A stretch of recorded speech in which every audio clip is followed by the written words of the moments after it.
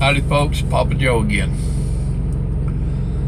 Oh, what I want to talk to you about tonight is a little bit about trucking. Teach you a little bit about trucking for those of you who don't know. Hear that noise in the background? That's my APU, Auxiliary Power Unit.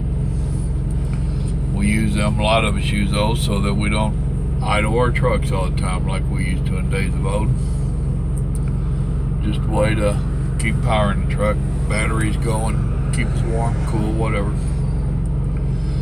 Now the camera there, it's leaning against my electronic log. Our fine government is making it mandatory. By the end of 2016, I think it is, all companies over certain sizes, there's stipulations, but the majority of everybody's going to have electronic log. To me, it's just another control device. Now, for years, we've been running paper logs. Yeah, people have been known to cheat.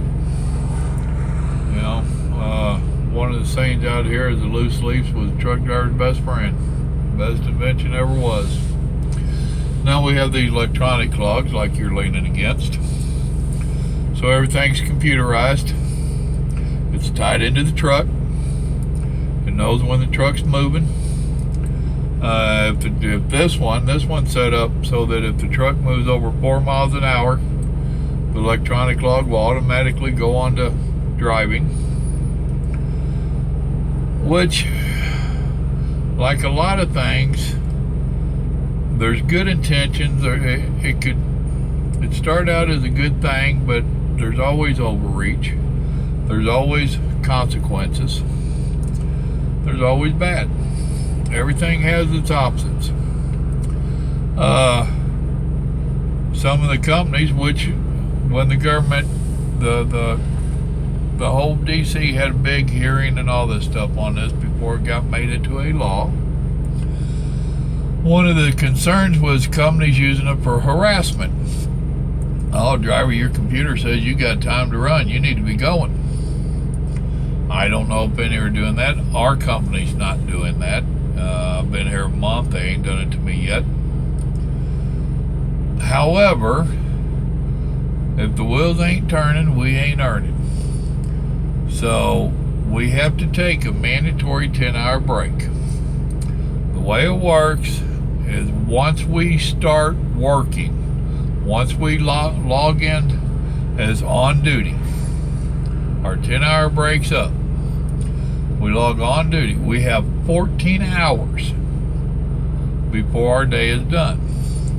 Out of that 14 hours, we can only drive 11 hours. So that leaves 3 hours for doing other stuff. Dock duties, loading, unloading, fueling, doing your vehicle inspections and all that.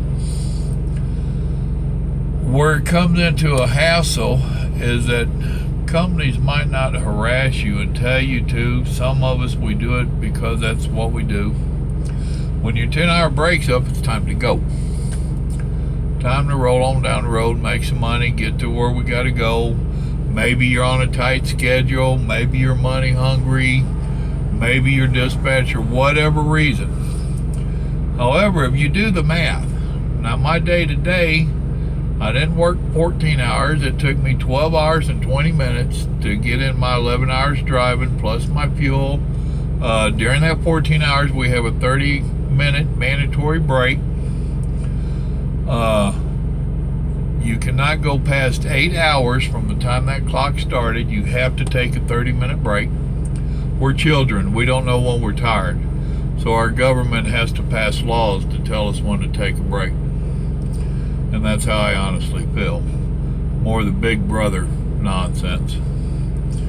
But where we run into problems is if you're running it off of that computer and you're trying to get the most out of it, then when my 10-hour break is going to be up in the morning, I'll set my alarm and it'll go off so I'll know that it's 10 hours. Because if you mess up on that log, then you got to start it. If you get 9 hours and 58 minutes, the log's going to tell you You messed up. Start your 10-hour brake over. So people want to go as quickly as possible to get on down the road for whatever reasons, and you wind up cutting yourself short. I'm not used to going to sleep this early, so I'll stay up a little bit. By the time my 10-hour break is up, I might not be done sleeping. Now me, I'm a big boy.